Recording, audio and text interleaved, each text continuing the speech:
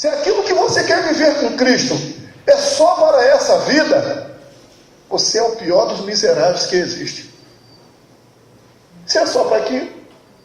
Porque aquele que Paulo está falando, Paulo está dizendo que dentre os miseráveis, existe um grupo que é mais miserável.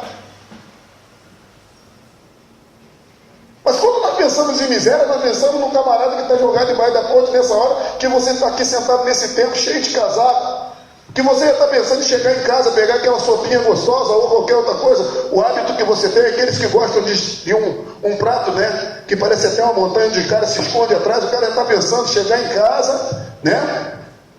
O outro está rindo aqui, né, falando, mamãe Rosângela fez comida, né? Chegar em casa tem, né?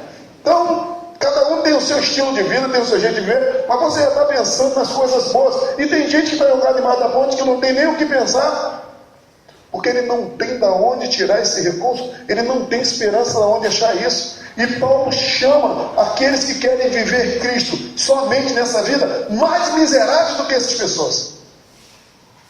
Mais miserável do que aquilo que nós entendemos de miséria. Diz que o nosso pensamento está abaixo disso. E Paulo não está dizendo, queridos, daquelas pessoas que não creem nele, não. Paulo não está falando de ateu, Paulo não está falando de à toa, Paulo não está falando de pessoas que vivem na criminalidade, Paulo está falando para pessoas que vivem dentro da casa do Senhor, pessoas que têm relacionamento, ou dizem ter relacionamento com Deus. E ele diz, vocês são mais miseráveis. O livro de Jeremias, lá no capítulo 48, 10, tem uma frase lá, eu estava olhando esse capítulo, e algumas coisas no livro de Jeremias, às vezes nos incomodam, porque nós temos dificuldade em lidar com as coisas que são difíceis, nós temos dificuldade em lidar com aquelas coisas que a gente sabe que vai trazer para nós alguns sofrimentos.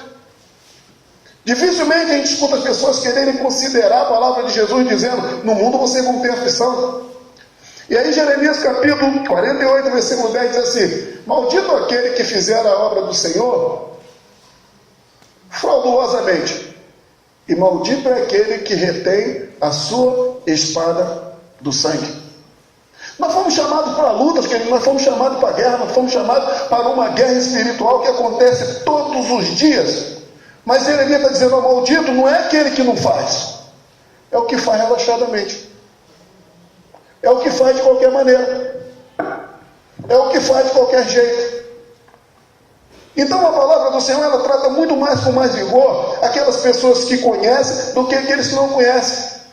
Paulo está falando para um centro de exportação, para uma igreja que estava totalmente perdida, que estava lotada, que era linda, que era maravilhosa, mas totalmente perdida nas considerações daquilo que Deus tinha para eles. Você tem uma ideia? Lá em Coríntios tinha templos para tudo quanto é tipo de santo que você imaginar. E templo vultuoso, templo para Apolo, templo para Indiana, templo para Zeus, templo para Afrodite. Afrodite é chamada deusa do amor, que também é considerada a deusa dos bacanais, a deusa daqueles que vivem na sordidade da vida, aqueles que vivem no erotismo. Essa era a deusa, e ela tinha um templo lindo lá em Coríntios. Será que tem alguma relação com o nosso tempo? Quem anda pela cidade de São Paulo, por exemplo, quantos templos você acha, quantos templos você vê? Verdadeiras obras de arte, coisa maravilhosa. Essa semana, não sei quantos viram, um templo de São Paulo fez 4 anos que foi inaugurado. E aí, teve um tempo que eles trouxeram a Arca do Tesouro, que diz que estava lá na África do Sul, trouxeram ela de volta aqui para o Brasil, que não é a Arca, na verdade, aquilo é uma mentira, é uma réplica da Arca.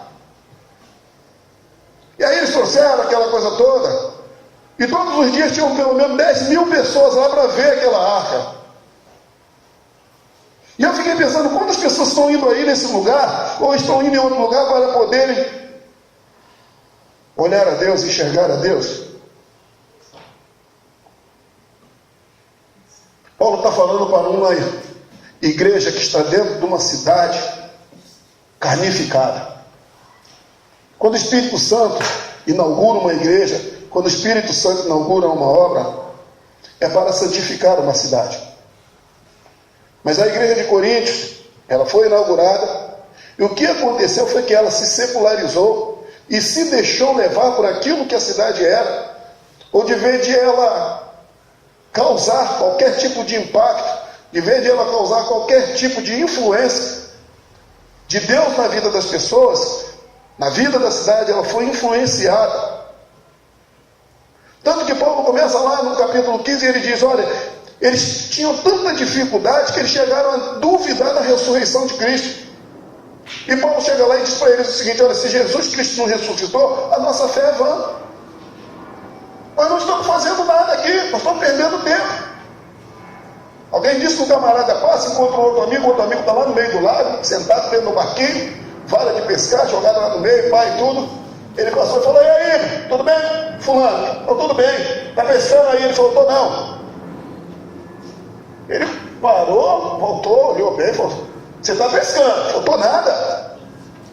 Falou, levanta isso aqui na sua mão. Ele levantou.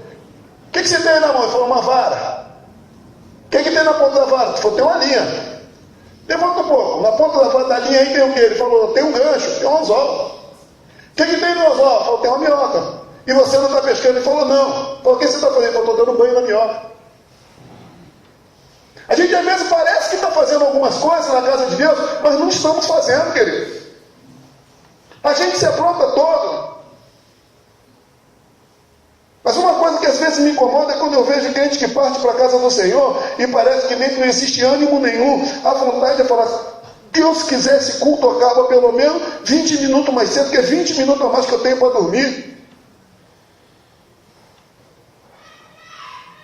Pessoas que estão vivendo uma vida aqui como se não valesse a pena. Mas quando a coisa aperta, a gente corre para o lado de Deus, a gente corre para cima de Deus e fala, olha, o negócio é o seguinte, o Senhor é meu pastor, nada me faltará. Sabe, você conhece aquelas frases feitas, né? Agindo Deus,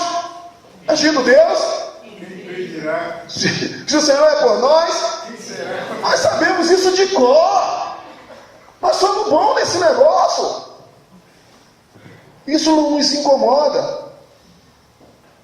Mas Paulo diz o seguinte, Paulo afirma que a vida, ela é bidimensional. Paulo diz que existe dois mundos. E Paulo diz que nós devemos viver esses dois mundos. E Paulo diz, olha, se você está vivendo só para esse mundo aqui, você é um cara mais miserável dos miseráveis. Mas Paulo diz assim, quem opta por viver numa dimensão miserável, somos eu e você. Nada deste mundo vai guardar ou vai valer a pena se nós não entendermos a plenitude de Cristo Jesus. Se nós não entendemos quem Ele é de verdade, por que Ele morreu, para que Ele morreu, para que nós fomos criados. A gente às vezes não entende isso. E aí é por causa disso que existe um outro lado. Existe aquele outro lado que nós chamamos do lado pentecostal. Gente santificada. Gente que é um cidadão de bem. Camarada que é bom pai, bom filho, bom amigo. Né? Aquele camarada que é um exemplo. Ou ele diz que é exemplo. Os outros nada valem, os outros nada servem, mas ele é exemplo. Eu nunca traí meu marido, eu nunca traí a minha esposa, eu nunca falei mal da minha mãe, eu nunca falei mal do meu pai, eu nunca respondi, eu nunca fiz isso, eu nunca fiz aquilo. Está igualzinho o camarada que chegou lá no céu, quando morreu, chegou lá do outro lado e falaram, ó, teu lugar é no inferno, teu nome não está aqui no céu não. Ele falou, não, para o inferno eu não vou não. Como é que eu vou para o inferno? Bom pai, bom filho, bom marido, bom funcionário na empresa, nunca menti para entregar atestado e dizer que eu estava doente. Eu sou a santidade de pessoa. Falou, mas você não aceitou nem a Cristo. Falou, não, mas eu para o inferno não posso ir não. Eu sempre fui um bom camarada. O anjo olhou para o outro, falou, deixa ele entrar e faz um teste, né? Ele entrou, fechou a porta, entrou para o céu. Falou, o negócio é o seguinte, vamos fazer um teste com você. Se você conhecer alguma coisa, estiver dentro dos padrões, nós vamos tentar ajudar, tá aí tudo bem. Vou te fazer uma pergunta, pode fazer. Quantos são os mandamentos de Deus na Bíblia? Ele falou, 200. O anjo abriu a porta e falou, pode descer. Vai ter jeito não, tu não manja nada. E aí ele saiu, a fila já estava grande, porque vai morrer gente, né? E a fila estava grande, ele começou a andar rápido, com raiva, falando, resmungando. Tinha um senhor na fila, de terno, parou ele e falou: o que que houve, meu filho? Por que você está tão assim, exaltado, tão revoltado? Ele falou: esse pessoal aí, sempre fui bom pai, bom filho, bom tudo, e não me deixaram ficar aí no céu, estão querendo que eu vou para o inferno. Fizeram uma pergunta lá e eu respondi. Falou: o que que te perguntaram? Perguntaram para mim quantos são os mandamentos de Deus na Bíblia. O homem falou: mas isso é tão fácil, meu filho, são 10. Ele falou: vai que essa micharia eu botei 200, ele não pegou? Tu vai descer atrás de mim. Pessoas que não entendem nada das coisas de Deus, mas que também não estão preocupados em entender. Acho que esse mundo, a vivência desse mundo aqui, essa coisa gostosinha, quentinha, aonde quando eu aperto, aperta, quando a coisa fica ruim, eu debruço meu joelhinho ali, aí eu corro para a igreja, eu falo: olha, vamos fazer uma corrente de oração, porque a doença chegou, porque meu filho foi preso, porque minha filha está grávida, aquela coisa toda. Mas tratamos Deus num mundo único. Fazemos coisas de Deus no empregado. Os pentecostais, por exemplo, têm uma briga muito grande com os tradicionais. E a gente vê, por exemplo, você vai para o campo pentecostal, e eu nunca vi gente para ser tão vingativa do que o povo pentecostal. Não é? Vocês já notaram? Pessoal que gosta de vingança é o povo pentecostal. Eu acho que Jesus, quando escreveu lá, quando vai no Sermão do Monte lá, que fala assim: bem-aventurado os que têm sede de justiça serão fartos. Camarada começa a ganhar alguma coisa, né? E aí ele canta, como é que ele canta lá? Quem te viu passar na prova e não te ajudou, quando vê você na bênção vai se arrepender. Vai estar lá na plateia e você no palco. Ele não bota outro no palco de jeito nenhum, ele vai estar lá na plateia dizendo, né? Meu Deus, e aí quando ele olhar para você, ele vai dizer assim: como vale a pena crente ser fiel? Na verdade, a minha vida tinha um gosto amargo, mas a vitória tem sabor de mel. E a gente acha isso lindo. A gente acha isso maravilhoso. Nós acabamos de cantar uma música aqui que é até muito bonita. Se tentam destruir-me, zombando da minha fé e até tramam contra mim. O meu Deus nunca falhará, né? Eu sei que vai chegar a minha vez. Eu conheço quem compôs. Eu conheço porque compôs. Eu conheço porque fez. Música de vingança.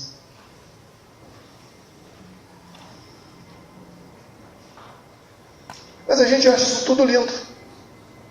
É tão bonito. A gente vê o fogo do Senhor, o fogo abrasador. O Batista não, o Batista é um cara muito light, né? A coisa está difícil lá, né, BH? Já levou no médico? Está fazendo radioterapia? Eu vou orar por você, nem lembra. Ainda mais agora com o WhatsApp. Camarada está dirigindo um caminhão. Camarada manda lá: pastor, ora por mim que a minha esposa está doente. Ele bota assim: orando. Você fechar o olho, o caminhão dá uma pancada, o negócio vira 3 e ele diz: orando. O outro já expõe lá do outro lado orando. Está fazendo o trabalho, está fazendo um montão de coisa e diz que está orando. E se você o interrogar, ele vai falar para você: porque a Bíblia diz orar sem cessar. Ele tem saída para tudo isso. Mas nós não, nós batistas, nós procuramos remediar. Até procurou um psicólogo, já procurou um psicanalista, já foi no médico. E aí a gente vai levando esse mundinho. O nosso mundo não tem fogo como o mundo pentecostal tem. O nosso mundo não tem as coisas, né, do mundo sobrenatural como o pentecostal tem. O pentecostal entra na igreja, ele vê anjo de fogo em tudo quanto é lugar. É fogo lá na frente, é fogo lá em cima, é fogo do outro lado. Eu fui numa igreja uma vez para ministrar, e foi a única vez na minha vida que eu me lembro que eu fui convidado para pregar e eu saí de lá sem pregar. Fui criado numa igreja, e quando essa igreja surgiu, a congregação, eu fui para lá um tempo ajudar. Fiquei lá até organizar como igreja. Quando estava organizando uma igreja, nós viemos para São Paulo. 5 anos depois, nós voltamos lá, E eu fui convidado para ir lá ministrar. Eu cheguei lá e o negócio estava feio. Eu vi um camarada dirigindo na igreja, ele estava ajoelhado, jogado no chão. E ele, ao mesmo tempo que ele pregava, ele ajoelhado, ele chorava, ele clamava, ele batia a cabeça no pó. Né? Tinha um tapete lá, que ele dava testada no tapete. E teve uma hora que ele fez um desafio à igreja e falou: e eu estou vendo tudo isso. Quem também está vendo tudo isso já acontecendo aqui na nossa igreja? Aplauda o Senhor. E todo mundo aplaudiu o Senhor. Ele falou: agora o lado direito, todo mundo aplaudiu. O lado esquerdo, todo mundo aplaudiu. Agora só a galeria batendo palma. E a galeria não estava nem pronta ainda. Tinha só o esqueleto. E ele falou: olha que palma linda, glória a Deus, porque eu consigo visualizar o povo da galeria batendo palma, né, com a visão. Eu falei: rapaz, deixa eu fugir desse negócio aqui. Esse camarada está fazendo raio-x de todo mundo. Daqui a pouco ele me olha por dentro, eu estou pego, estou fora. Então nós temos dois mundos aí dentro da própria igreja, dois mundos de dimensão. Nós temos dois tipos de discípulos. Nós temos discípulos que olharam e falaram: é o Senhor, que ficaram alegres. O Senhor aparece no meio deles, diz: Pai, seja convosco, que eles ficam alegres. Nós temos um outro discípulo que está lá no canto e fala: se eu não ver a marca, se eu não olhar, eu não acredito que é ele. Mas Paulo, quando vai tratar aqui na igreja de Corinto, ele diz: tem um crente no fogo que é mais miserável do que tudo, e tem um crente batista politicamente correto que é mais miserável do que tudo. No final de tudo, Paulo diz: existem dois miseráveis, existem dois mundos, e existem dois miseráveis nisso tudo. Porque Paulo diz: se é só para essa vida, se é só para esse mundo, você é o mais miserável de todo. Queria te chamar a atenção para um texto que está lá em Mateus, capítulo de número 15. Mateus 15, não, Mateus 17. Mateus 17 fala do Monte da Transfiguração. Né? Quem conhece essa passagem sabe como é que é, o Jefferson vai colocar ali. Mateus 17, Monte da Transfiguração. Eu vou ler um pouco com você. 6 dias depois tomou Jesus consigo a Pedro e a Tiago e a João, famosos 3, Pedro, Tiago e João, seu irmão, e os conduziu em particular a um alto monte. Levou eles, falou: não fala para ninguém, nós vamos só nós. Subiu e transfigurou-se diante dele, e o seu rosto resplandeceu como o sol, e as suas vestes tornaram-se brancas como luz. E este lhe apareceu Moisés e Elias falando com ele. E Pedro, tomando a palavra, disse: Senhor, bom é estarmos aqui. Se quiseres, façamos aqui 3 tabernáculos, um para ti, um para Moisés e um para Elias. E estando ele ainda a falar, eis que uma nuvem luminosa os cobriu, e da nuvem saiu uma voz que dizia: este é meu filho amado, este é o meu amado filho, em quem me comprazo, escutai. E os discípulos, ouvindo isso, caíram sobre os seus rostos e tiveram um grande medo. E aproximando-se Jesus, tocou-lhe e disse: levantai, e não tenhais medo. E erguendo os olhos, ninguém viram senão unicamente Jesus. E descendo eles do monte, Jesus lhe ordenou, dizendo: a ninguém conteis a visão, até que o Filho do Homem seja ressuscitado dentre os mortos. E os seus discípulos o interrogaram, dizendo: por que dizem que os escribas que é mistério que Elias veio primeiro? E Jesus respondendo disse: em verdade, Elias virá primeiro e restaurará todas as coisas. Para por aí.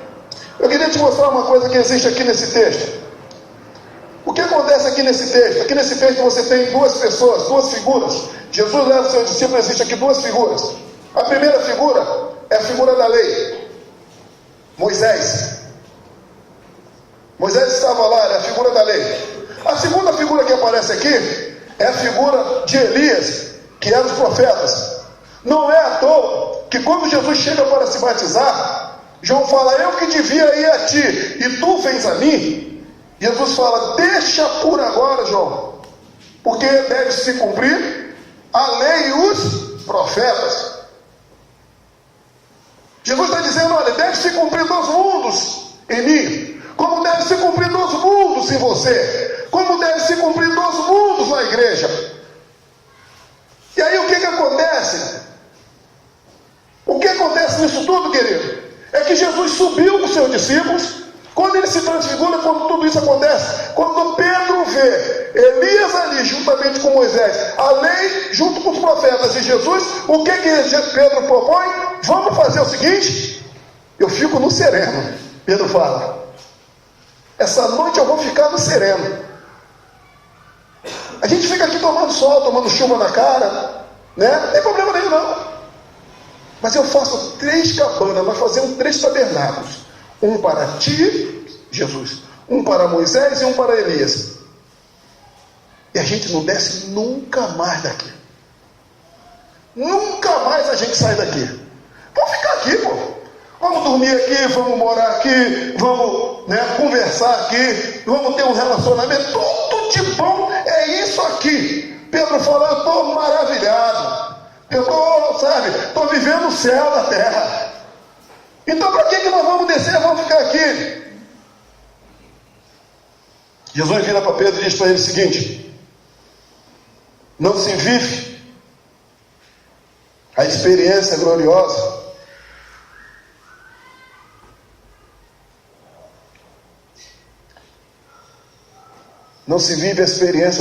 de Deus em um lugar, mas a experiência gloriosa de Deus, ela foi feita para vivermos no dia a dia. Toma seu rumo e desce.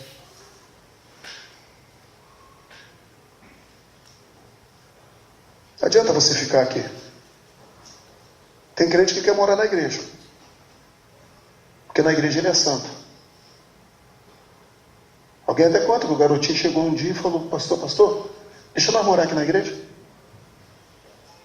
Mas teu pai é um cara que tem uma empresa, tem um bom carro, tem uma bela numa casa, sua casa tem piscina, tem tudo. Mas deixa, pastor, eu troco tudo, deixa nós morar aqui num cantinho aqui na igreja. Falou: por que você quer tanto morar na igreja? Falou: porque papai aqui é um santo. Na nossa casa ele é um diabo. Tem crente que quer morar na igreja. De segunda a sexta, a vida é uma vida de demônio. Mas quando chega no domingo, esse aqui é o lugar. É o melhor lugar do mundo. Aqui eu sou reconhecido, aqui eu sou visto, aqui eu sou santo. Lugar de experimentar a glória de Deus, querido, a vivência com Deus é no dia a dia. Jesus então manda que Pedro desce, fala: não, pode descer, você pode juntar as coisas de você e você descer, porque é lá que você tem que experimentar no dia a dia. Sabe o que acontece depois disso nesse texto? Vai para o versículo 14, gente. Quando eles chegaram, a multidão aproximou-se-lhe, um homem, pondo-se de joelho diante deles, o dizendo: Senhor, tem misericórdia do meu filho, que é paralítico e sofre muito, pois muitas vezes cai no fogo e muitas vezes na água. E trouxe-lhe aos teus discípulos, e eles não puderam curá-lo. Esses camaradas viram Jesus envolto em fumaça, o rosto de Jesus resplandecia, estava brilhante, estava lindo, maravilhoso. Eles verem a glória de Deus estampada em Cristo. Mas quando eles descem lá de cima, eles dão de cara com o diabo. Primeira coisa que eles encontram quando eles descem no Monte da Transfiguração, eles dão de cara com o diabo. Sabe o que os camaradas fazem? Sabe o que Pedro faz junto com os outros discípulos? Nós vimos essa glória do Senhor, agora está mole para nós. Sai, passa fora, vai procurar o que fazer. Ou faz como muitos fazem hoje, né? Querem abrir um diálogo com o demônio. Da onde tu vem? Como é que é teu nome?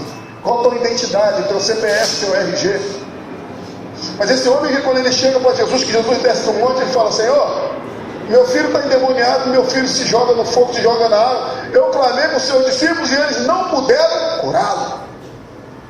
Eles não tiveram capacidade, mesmo vendo a glória de Deus, mesmo vivenciando o tempo de Deus, mesmo estando lá e querendo viver lá para a vida toda, achando que aquilo lá era a maior coisa do mundo. Eram os maiores dos miseráveis, porque queriam viver um mundo espiritual só, nada do mundo material. E nós estamos cheios de crentes querendo viver isso. A minha vida é transcendental. Eu tenho um rapaz há 3, 4 semanas atrás, mais ou menos. Ele esteve comigo na minha garagem, chorou e falou: pastor, eu era uma benção. Pastor, eu jejuava toda noite. jejuava todo dia. Eu começava o meu jejum 5 horas da tarde, parava no outro dia 4 horas da tarde. Pastor, eu começava a orar 11 horas da noite, eu entrava madrugada dentro, eu só parava de orar 7 horas da manhã. Perguntei para ele quanto tempo você ficou na presença de Deus, ele falou 2 anos. Quanto tempo você está fora da presença de Deus? Ele falou, tem 5 meses. Acabou tudo, acabou o casamento, acabou tudo. Você tem certeza que você estava na presença de Deus? Você já parou para pensar onde foi que você deixou de assistir?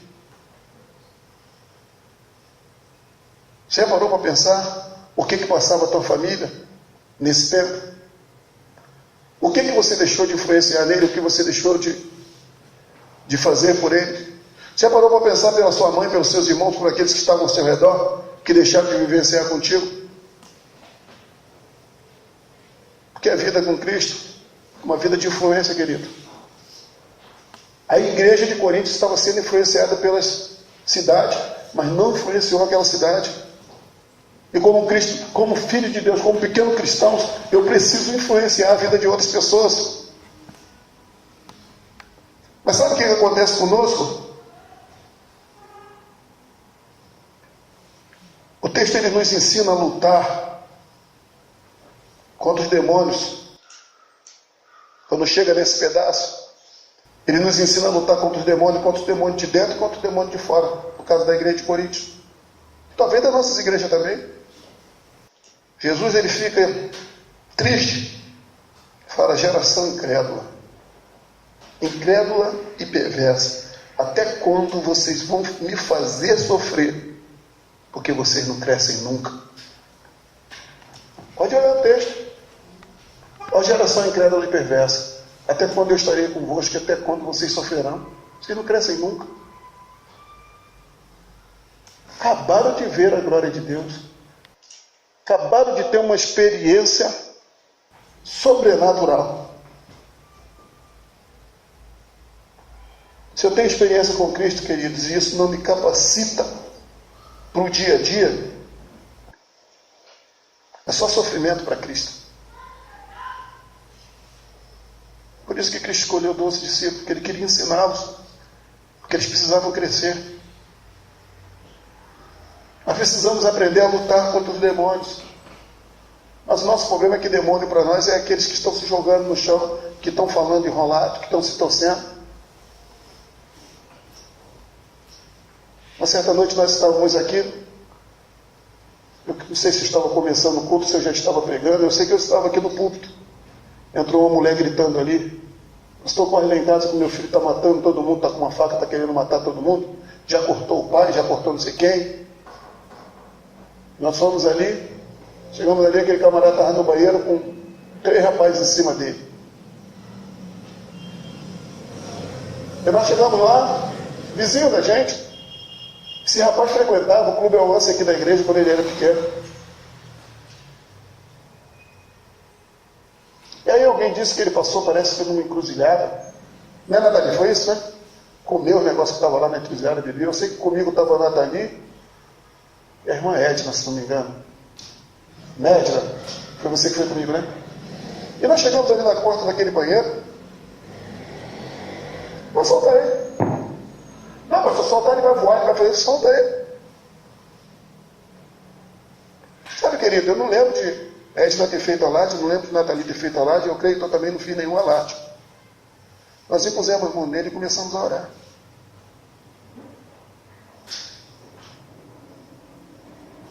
A nossa vida com Deus, às vezes, a gente minimiza o poder de Deus na nossa vida, porque nós estamos querendo viver coisas na presença de Deus, que nós não queremos viver na presença do nosso próximo, que nós não queremos viver no mundo que nós vivemos. E aí nós começamos a passar por esse tipo de coisa, por esse tipo de dificuldade. Nós nos afastamos da transcendência, e toda vez que nós nos afastamos da transcendência, nós nos achegamos à emanência. Nós nos tornamos mais carnal porque nós afastamos do que é espiritual. E a gente vive algumas coisas que na verdade não são para a glória de Deus.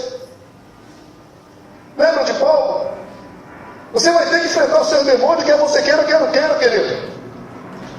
Paulo era um homem de Deus, e quando ele chega, a Bíblia diz que ele foi posto nele um espinho na carne, e ele fala: Senhor, 3 vezes eu roguei ao Senhor, tire isso de mim. E o Senhor falou para ele: a minha graça te basta.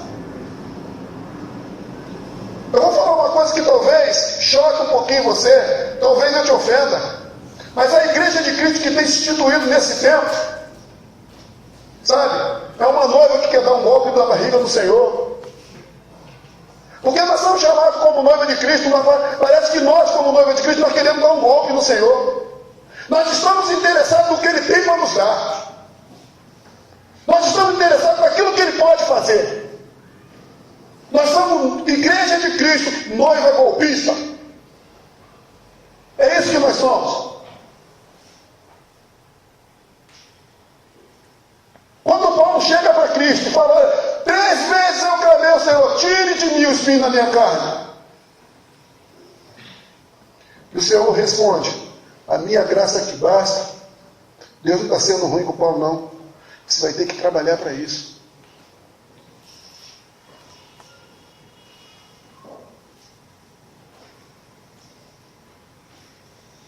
Quantos de nós, ao orarmos ao Senhor, ajoelhamos e pedimos: Senhor, tira de mim o desejo de tal, ou o desejo daquilo, o desejo disso. Ai, Senhor, afasta de mim essa vontade louca que eu tenho por chocolate. Senhor, afasta de mim o desejo que eu tenho de tomar Coca-Cola. Afasta de mim, Senhor, ou afasta do meu marido, da minha mulher, do meu filho, o desejo que ele tem por isso. A resposta de Deus para Paulo é a seguinte: você vai conviver com isso. A gente tem que deixar de ser golpista. Deus está falando: você precisa trabalhar.